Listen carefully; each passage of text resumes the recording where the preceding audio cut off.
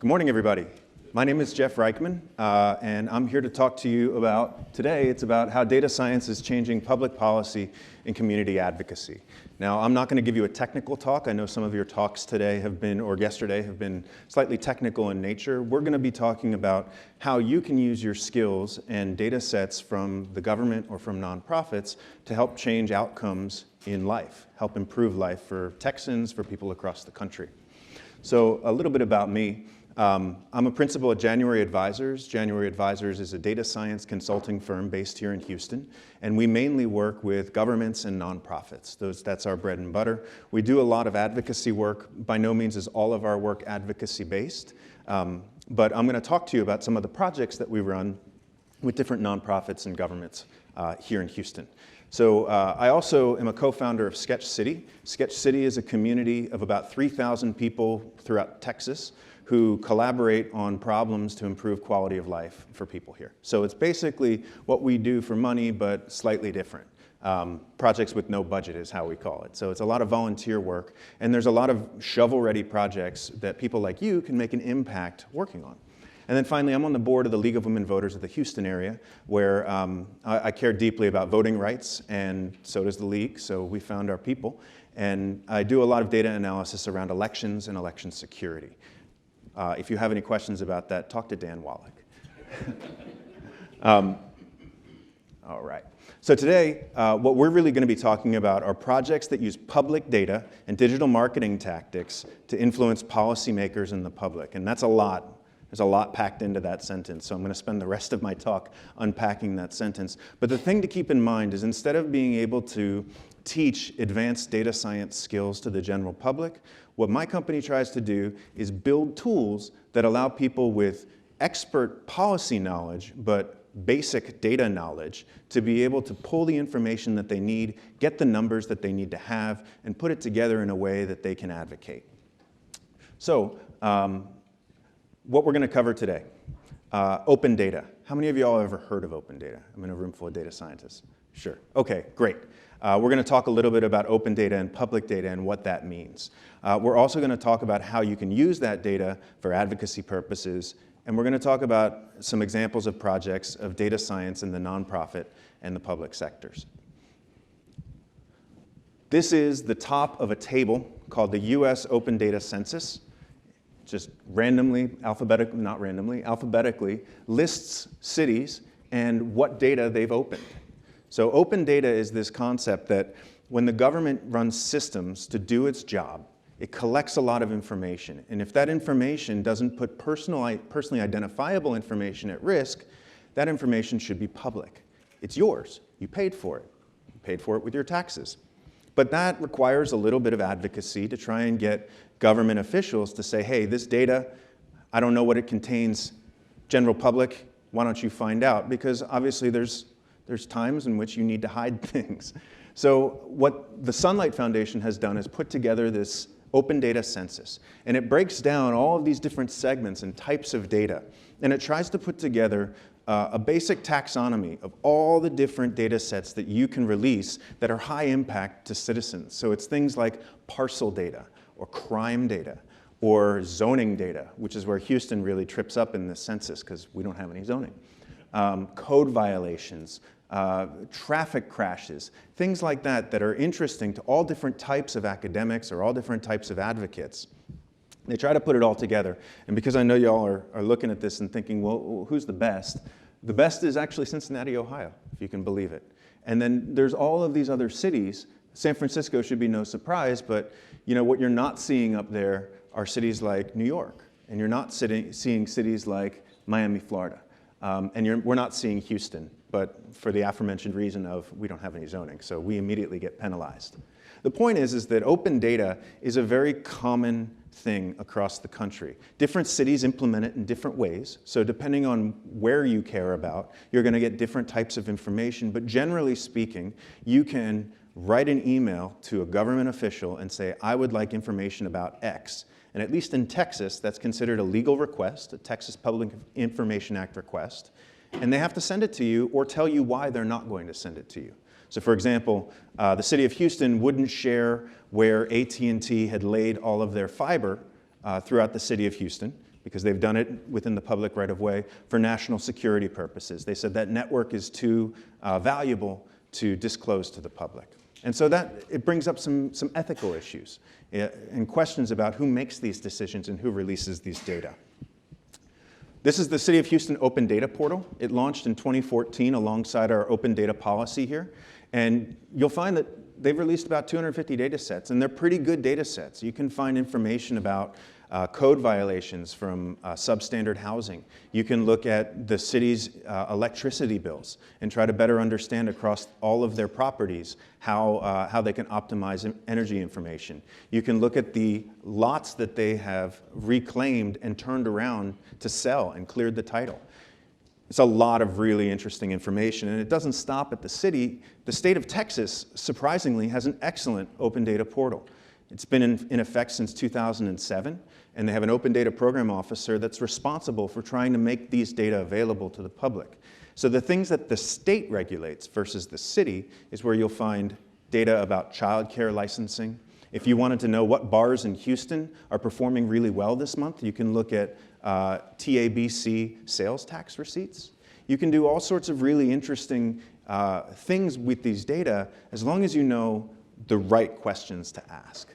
So the way that I figure out what questions to ask, this might seem obvious, but I read the news and I try to look at the threads that are carried over from month to month, from year to year. Sometimes I follow particular reporters on Twitter. If I want to know City Hall news, I know that Mike Morris is the go-to. And if I want criminal justice news, I know that Carrie Blankinger is the go-to. And when you follow their threads, what they're starting to point out are the trends that they're observing anecdotally. And so that's a great starting point for a data scientist to investigate those trends and to investigate their validity. And so that's a lot about what we do. And these, I didn't pick these at random. These are all areas that we work in, whether it's affordable housing or marijuana reform or pre-K for all or Hurricane Harvey's toxic impacts. The point is that there are advocates working on all of these things, and there's a data-driven case to make for reform. Because ultimately, when you're able to look at the outcomes of particular policies and compare them to the intention of the policies, your advocacy becomes very powerful. If people are seeing that the laws that they're writing aren't leading to the outcomes that they want, that's the best point in time in which you can change their mind. So this is the first map I built for real. I built a lot of maps staying up late at night, but I've only been programming in R for about 3 years. And this is a map of arrests. Not just arrests, these are maps, this is a map of marijuana arrests, specifically possession of 2 ounces or less of marijuana. So for about a year, I was scraping every day the jail information report from the sheriff's office. The sheriff's office is required to publish everybody who's in their jail within the last 24 hours. And it's a very rich data set. It tells you a lot about the person, their race, their date of birth, their age, where they live, their name. It's a little sketchy, right? So you get all this information. I geocoded it, and I put it on a map. And basically, I separated out anybody who was in jail for anything higher than a marijuana offense. I basically looked at marijuana Class B misdemeanors. And what I found was this resembled a pattern. So I was like, well, what's in the middle here? What am I seeing? And I looked at census block group information, and if you look up at the top, you can see the blue areas represent where the median household income for the census block group is over $80,000. Now, $80,000 represents the 75th percentile. So everything above $80,000 represents the top 25% of incomes, upper middle class. What we found is that the home addresses of the people who are arrested for low-level marijuana, where they live, not where they were arrested, is not in those neighborhoods. Less than 2% are in those neighborhoods. And then it starts asking a question like, why? How does that pattern hold so carefully? And there's a lot of answers to that. And as I started to seek out those answers, it led me to other advocates in this world who helped shed more light on it. And I'll get to that in a moment. When I started kind of talking about that map, I put out a blog. I heard from a couple of people who had some insight, one of which was Jay Jenkins, who's a staff attorney for the Texas Criminal Justice Coalition. And what TCJC wanted to do at the time was show, they had a hunch, they knew from anecdotal evidence that there was a massive racial imbalance in the criminal justice system. Black people, and specifically black men, are much more likely to be incarcerated for a crime than any other race, especially white men. So we started looking at the data. Jay was able to get a data set of criminal court dispositions that goes back all the way to 1990. And what we did is we trimmed it down to 2010, and we cleaned it up a little bit. And we did a little bit of calculations, a little bit of transformation. And if you wanted to open this in Excel, for example, it would break your computer. You're looking at 2 gigabytes of maybe 3 million rows and maybe 80 or 90 columns. So it's a very long and wide data set. And what we wanted to do was turn it into something that everybody could use. And so we built the first iteration of the TCJC Dashboard. And this was a very simple version of it. But we took that data set, we used open source tools like R and Shiny, and we launched it. And we put it out there and we said, you know, what do people think of this? What are we seeing? And that was really important because we were able to get feedback on this information really fast. And this is not the final version, which I'm going to show you in a moment. But it's really important, at least as I've learned, when you're doing this type of sociological data science, you have to get input from those subject matter experts on an ongoing basis. They're not necessarily following a scientific procedure like you are, but they're going to know what they're seeing is either corroborating what they're seeing in the field or not. So what did we do? We took on additional funding, because we always need that to get going, and we built a website wrapper and an iterated version of this dashboard that tells you a whole lot more. And I'm going to walk you through very briefly some of the things that it tells you, because this will lead us to the digital advocacy component. So for one, we wanted to show the disproportionate number of black people in the system. What you're looking at right here is controlled substances marijuana charges after the diversion program went into place. So before the diversion program, this number was about 10x. After it's in place, we're still looking at 52% approximately are African American. And we know, based on looking at that map, that the people who are arrested largely based on class. And yet, we still have a massive racial imbalance. Another thing we wanted to show was judges. So judges are elected in Harris County. Your criminal court judges, you vote for them. Do you know anything about your judges? I'm on the board of the League of Women Voters. I don't know anything about the judges. The ballot is so long and so complicated, it's very, very hard to know what you're voting for. Is a Republican a good judge? Is a Democrat a good judge? Does it matter what their party is? Should it matter what their party is? So what we were able to do was take the court number from this data set, and we went back and we assembled another data set of who was presiding in that court and in that year, and we cross-referenced it, and we pulled out the judge names. And we wanted to understand if you were to be able to audit a particular judge, are judges assigning bail in a particular way? Are they following guidelines, sentencing guidelines? Are they following bail risk assessment guidelines? And so we really wanted to make this easy for somebody who understands that, you know, a particular judge, I don't want to call one out in particular, but a particular judge is more likely to give a higher bail to a black person than a white person. And now you can see that. We also wanted to show, again, these bail trends by race. And to better understand, for example, are the risk assessment guidelines being implemented? What's the difference based on bail by race? And what you can see here, after that diversion program went into place, and when we're looking at controlled substances, the average bail for a black person is $2,000, and the average bail for a white person is $1,500. And I can tell you that before the diversion program was in place, the average bail split was much greater. So there's still an imbalance that needs to be fixed. This shows it. We also wanted to make it really, really easy for people to bookmark and share a configuration of the dashboard and download the data. So if you wanted to cross-reference this with something else, if you wanted to ask a particular question, then we wanted to make it really easy for you to configure the dashboard, download that particular data set, and all of a sudden, it's available in Excel rather than having to use R.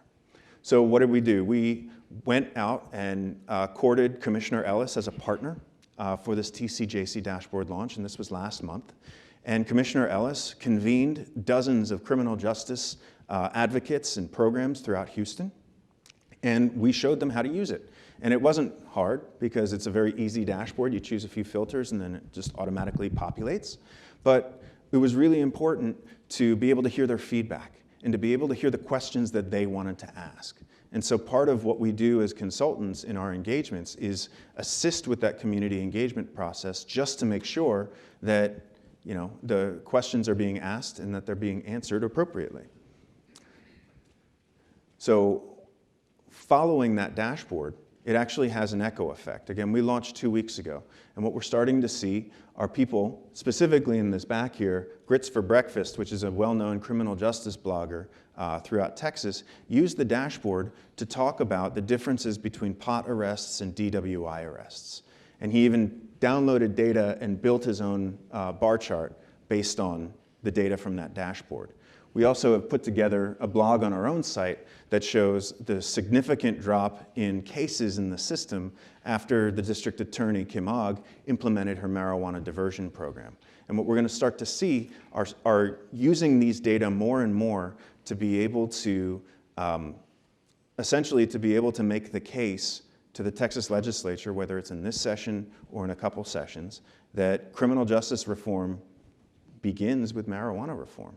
In many ways. It's something that both Republicans and Democrats can agree on. How they agree on it, there's always the devil in the details. So I'm going to talk to you a little bit about some of the other projects that we've worked on, and then I'm going to end a little early to get you Q&A if you have any questions. So just shifting gears away from criminal justice for a moment, we worked with Air Alliance Houston for the last 2 years. And Air Alliance Houston is an advocacy group that specializes in environmental advocacy in the east end of Houston, specifically the east end all the way down through the Ship Channel and the cities of Galena Park and Channelview. The EPA has designated these communities as environmental justice communities. Now that's a particular term that means they're really polluted and people live there. And it's true. People get cancer and die, and then they move in, they get cancer and they die. And the water is polluted, the air is polluted, it's pretty bad. So Air Alliance advocates for these people. Now, the state is in charge of regulating environmental concerns. They're in charge of investigating and working with the county to investigate them, but essentially it's a state issue. So the Texas Commission for Environmental Quality has this dual mandate of enforcing environmental issues and working with Texas businesses. And so they publish a lot of data, a lot of very scientific data, but it's really hard to find. You have to dig through, you have to choose, if you want air monitor readings, you have to choose the exact air monitor and the exact hour and all sorts of hoops that you have to jump through. So we built a scraper, actually several scrapers, that go through and simulate a person actually filling out a form, grabbing that data, cleaning it, and putting it into a database. And we made an open source API for researchers in case you want to use that data. So if you're curious about air quality emissions or air quality complaints, or if you wanted to know more about the autogas chromatograph readings that are all throughout the city, you can do that using this API.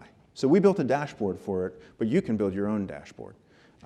That's part of the kind of open source commitment that a lot of folks who work with public data have. That if the government isn't making it easy for you, and it's a byproduct of our work, then we'll make it easy for the next person. And what's really important about this is that we're about to take that next step after figuring out how to wrangle all of this data, how to engage the community with it. So I'll give you one quick example about that.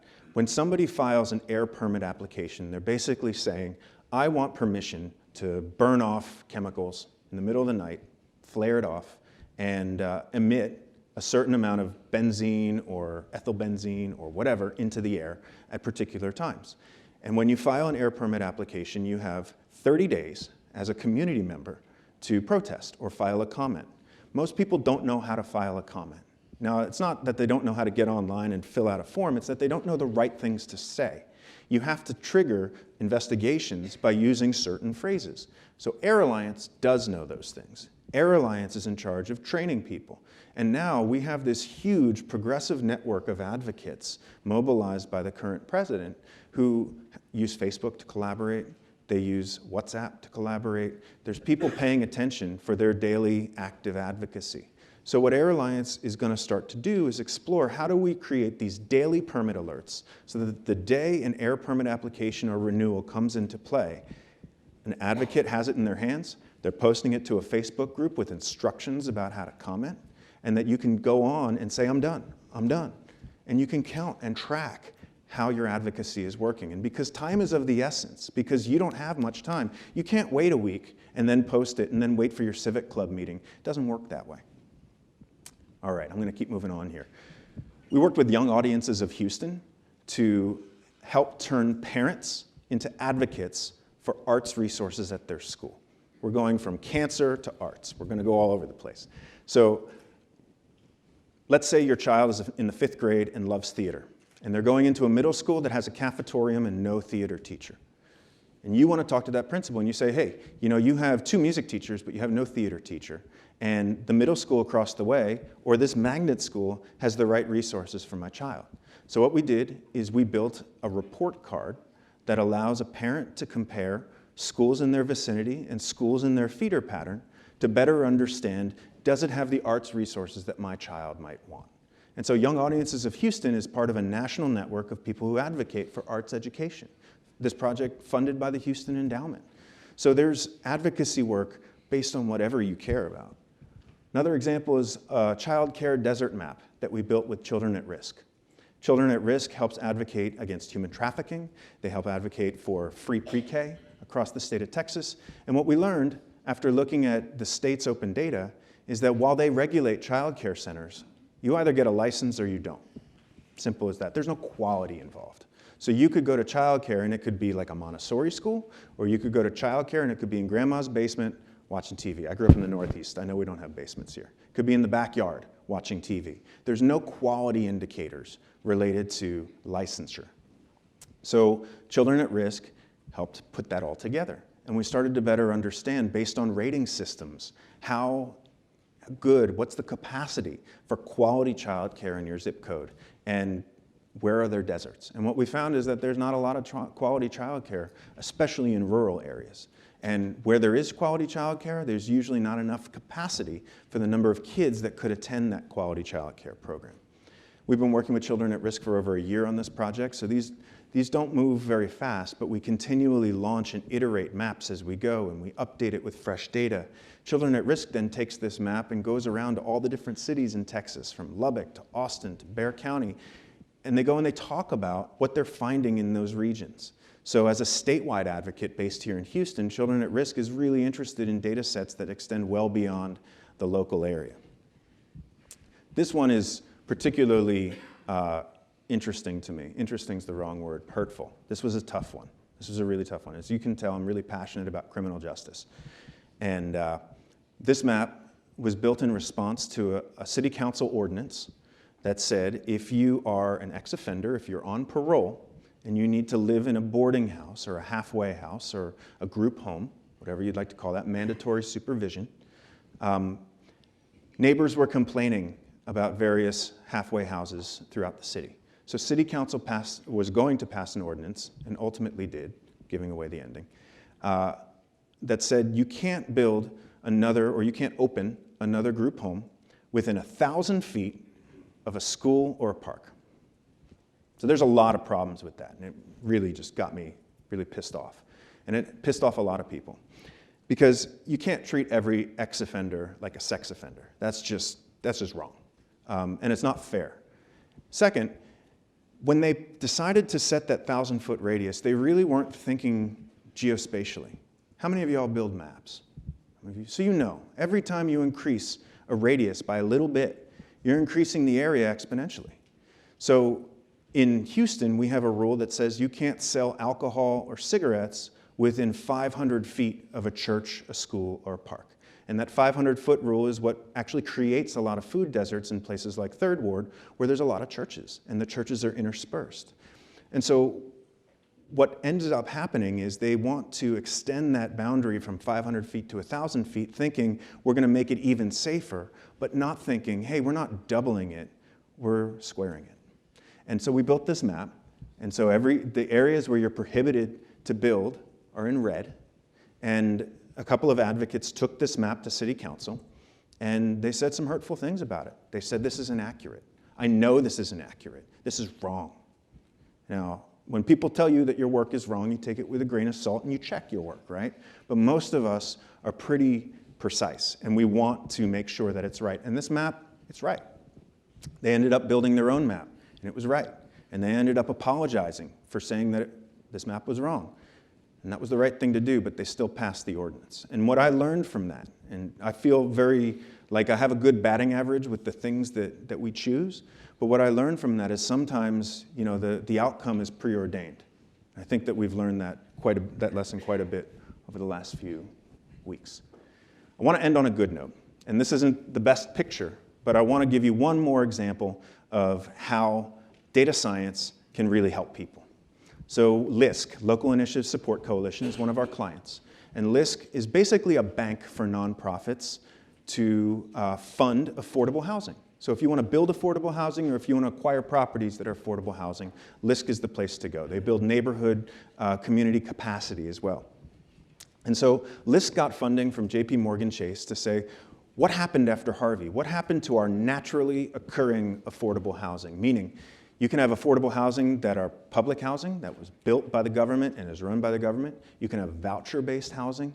And the vast majority of affordable housing is just rents that happen to coincide with the housing and urban development numbers. So it's just private landlords saying, I'm charging $800 a month for a one-bedroom, naturally occurring.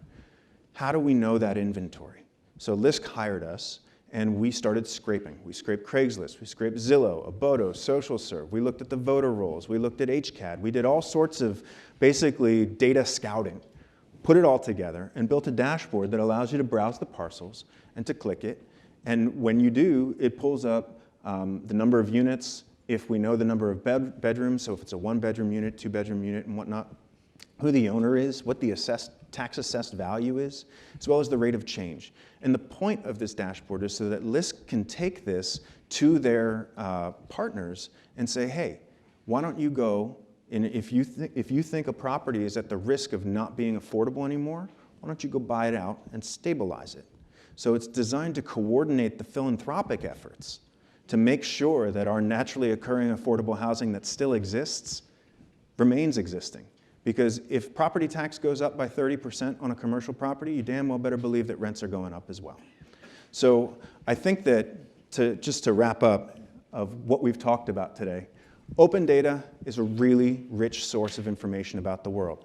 I get online every Sunday and I go through open data portals and I see what's new. And I realize I'm a little nerdy like that, but I think I'm amongst friends. Read the news. Get smart about the narratives that are going on. If you care about something that's way too far ahead of its time, you're going to have a tough time changing minds. Connect with experts. You know, put something out there. Write a blog. Go to a meetup. Connect with people who really understand the anecdotal evidence and the right questions to ask of the data. Build tools that help people make sense of these data. Now, that's just a personal recommendation. I get really excited not when I find something new, but when somebody uses something that I've built to find something new for themselves. I think that's particularly gratifying. And build marketing into your product design. I realize we didn't talk about that a whole lot right now, but always keep in mind that whatever you find, whatever visuals you put out there, people are going to want to share. They're going to want to use it for themselves. So make sure that whenever you're building a dashboard or a tool, that it looks good on mobile. Make sure that when you share it on social media, that the metadata appears properly. It always sucks when somebody posts a PDF and it's gobbledygook. Like, you need to make sure that this looks good so that other people are going to read it. And thank you very much. I think we have like 1 minute left, so appreciate your time. So, I think we have time for a couple of questions, and I'm going to get Helper over here to do questions on this side. Awesome. So, any questions? We have one back here. I'll get you the microphone. Hi. Actually, I have two questions. First one is about the data. Usually, open data, it's very messy, especially when you try to combine them. Maybe the person had some urgency and was typing very fast and they can mistype something. So how do you think is the data here in Houston in general? Do you think that the quality is good, that you can make actually good analysis on it? I think that it depends on the data that we're talking about. It depends on the system it comes out of. It depends on the agency that runs it. we have a lot of different governments in Houston. We have the city, the county. Within the county, we have commissioners, we have the jails, we have, the health department. So open data doesn't have a standard across all of them. So it really depends on the department that you're working with. In criminal justice, a lot of our data is really good right up to the line of the jail, at which point people start using index cards. And that's where you get messiness. A lot of our time is spent transforming that data and determining what data is useful and what's not. But once we get a lay of the land, once you kind of start to understand what you're looking at across a portfolio of open data sets, you can get a better sense of what's useful and what's not. Let's go to the next one over here so we don't... Yeah, Jimmy Valdez with HHSC and Disaster Case Management for Hurricane Harvey. Cool. Yeah. Have you heard of GDEL and Television Explorer? That's a good one for that sort of infovalence kind of epidemiology. But social service grant programs aren't really designed for hypothesis testing. I got that all the time, from grantees saying, that's not what this study does, It doesn't test something, it just is meant to do it. And that's a sort of problem. And what about latency of the data sets? Some of these things take years to process and be posted. I mean, that's difficult. Yeah. And do you get private prisons from? Do we get what now? Private prison data? All we have in there is Harris County court data. So it does have some private prison information. But to your point about social services, I think that that's a huge problem and one that's very pressing.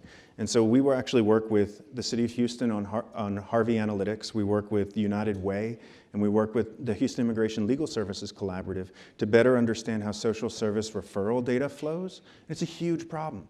It's a huge problem. We don't know how to reach back in time and find somebody before they hit a crisis, but we can figure out that they missed their property tax payment, they're likely 2 months late on their mortgage because they flooded, or they're not living in that home, or they were already on the brink and now we know the continuum of services that they need to provide.